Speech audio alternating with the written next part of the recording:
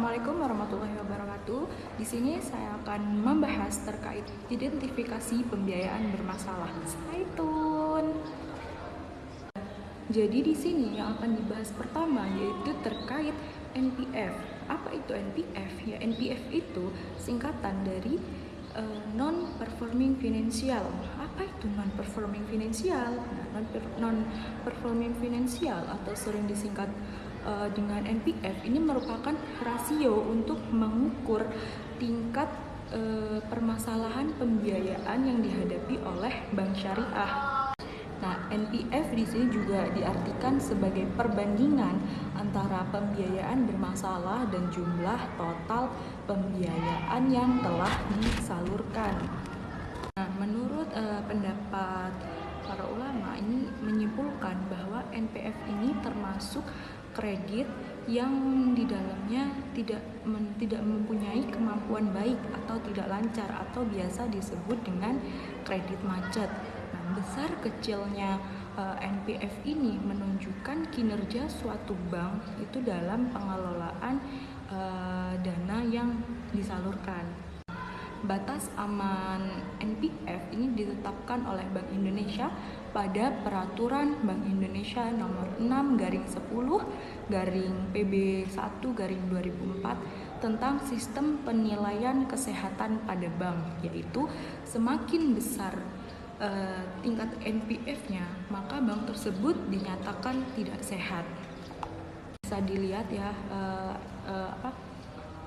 NPF, tingkat NPF. Nah, di sini ada sekitar 2%. Nah, ini dinyatakan berarti NPF-nya itu sehat. Nah, sedangkan di bawahnya ini sekitar 2-5% ini juga masih sehat. Nah, yang di bawahnya lagi ini dari 5% ke 8% itu masih cukup sehat ya. Mungkin tapi sudah jarang banget di angka 5-8 ini. Nah, untuk di angka 8%-12% ini sudah kurang sehat ya, apalagi yang 12%. Nah, jadi di 12% ini memang sudah tidak sehat. Oke. Nah, jadi di sini juga akan dijelaskan terkait kriteria pembiayaan pada bank syariah. Nah, ada 5 poin kriteria dalam pembiayaan pada bank syariah. Yang pertama yaitu pembiayaan lancar atau PAS. Yang kedua, pembiayaan dalam perhatian khusus. Yang ketiga, pembiayaan tidak lancar. Yang keempat, pembiayaan yang diragukan. Dan yang terakhir yaitu pembiayaan macet atau loss. Jadi kelima poin ini yaitu termasuk dalam kriteria pembiayaan yang ada pada bank syariah. Kriteria-kriteria tadi kita juga menyediakan tata cara untuk menyelesaikan pembiayaan bermasalah. Nah, yang pertama ini tentu mengidentifikasi dan mengklasifikasi.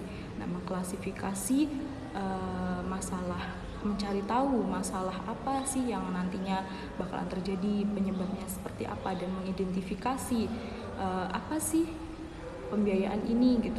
Nah, pembiayaan ini masuk ke dalam kategori apa. Jadi ketika nanti terjadi kredit macet, kita sudah tahu bagaimana caranya untuk menyelesaikan permasalahan tersebut. Jadi perlu nih adanya identifikasi dan klarifikasi terlebih dahulu.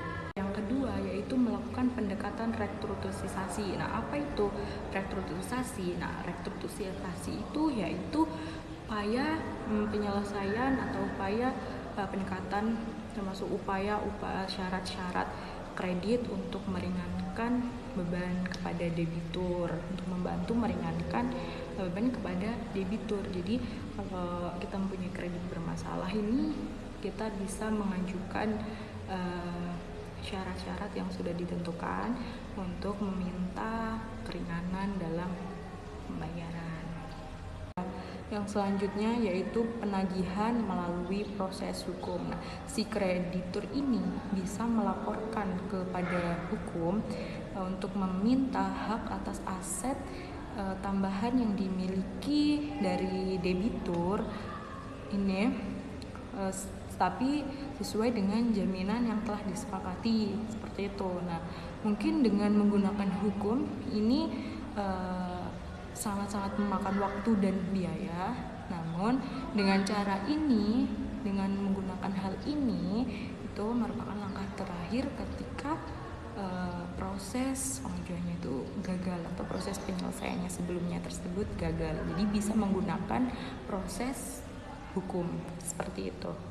Yang terakhir yaitu pencegahan dan pemantauan berkelanjutan. Jadi pencegahan dan pemantauan berkelanjutan ini dilakukan untuk supaya kita lebih tahu dari awalnya apa permasalahan yang akan kita hadapi, dan adanya pemantauan juga ini kita jadi tahu, oh jadi kalau masalahnya seperti ini jadi nanti penyelesaiannya seperti ini. Ya, mungkin seperti itu. Mungkin hanya itu yang bisa saya jelaskan. Kurang lebihnya saya mohon maaf. Saya akhiri. Wassalamualaikum warahmatullahi wabarakatuh.